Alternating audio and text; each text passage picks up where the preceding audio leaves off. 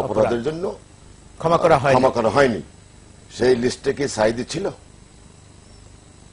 Was Sayeedi in that list? সেই প্রশ্ন just minute, না সেই আপনার কাছে আসবো, আমি আপনার কাছে আসবো। এখানে একটা বক্তব্য আছে, উনি প্রশ্ন করছেন কেন? উনি সরাসরি বলেন না কেন সাইদি ছিলেন কি ছিলেন না? বলুন। হ্যাঁ বলুন। মোট 34,000 রাজাকার আল বদর বা পাকিস্তান আর্মির সহযোগী তালিকাভুক্ত হয়েছিল। বঙ্গবন্ধু 23-24,000 ছেড়ে দিয়ে গেছে, বাকিটা জেলে ছিল।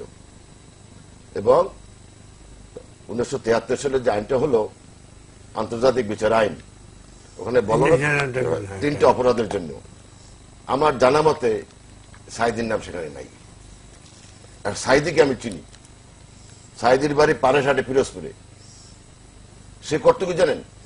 সে একটা ছোট্ট তেলের দোকানে চাকরি করত।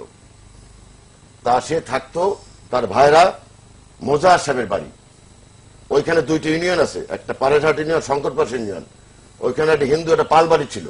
পালের বাড়ির দোকানে তৎকালীন পিস কমিটির চেয়ারম্যান সেকেন্দার শিকদার এবং দানেশ সেক্রেটারি তারা দখল করেছে।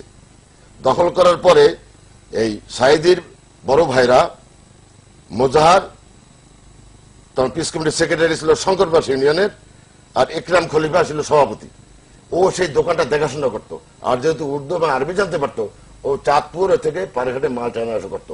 যদি সে বড় রাজাকার হবে, উনি ছোট রাজাকার কি ছিলেন? ছোট রাজাকার না, যদি সে রাজাকার হবে বা সিগনিফিকেন্ট কিছু হয়ে থাকবে, আমি বরিশাল ডিভিশনের কমান্ডার তৎকালীন, আমার জানার কথা ছিল। আমি না জানলেও হয়তো ছোট মোটো জিনিস আমার সবকিছু জানা সম্ভব নয়। আমি পিরোজপুরের ডিস্ট্রিক্ট কমান্ডার আপনার জানা মতে নুরুজ্জামান বাবুল জিজ্ঞাসা করেছি। মেজর জিয়াউদ্দিন, যার বাড়ি পিরোজপুরের মুক্তিযোদ্ধা, তাকে জিজ্ঞাসা করেছি। মুক্তিযোদ্ধা বাতেনকে জিজ্ঞাসা করেছি। মুক্তিযোদ্ধা মুনানকে জিজ্ঞাসা করেছি। এই সাইদিটাকে হঠাৎ করে এটা কোথেকে জানাইলো? তারা আমাকে বলেছে যে হি ওয়াজ নট এ রাজাকার। আমার এজ এ বিগ কমান্ডার আমার জানার কথা না, লোকাল কমান্ডার। আমার এখানে আপনার কাছ থেকে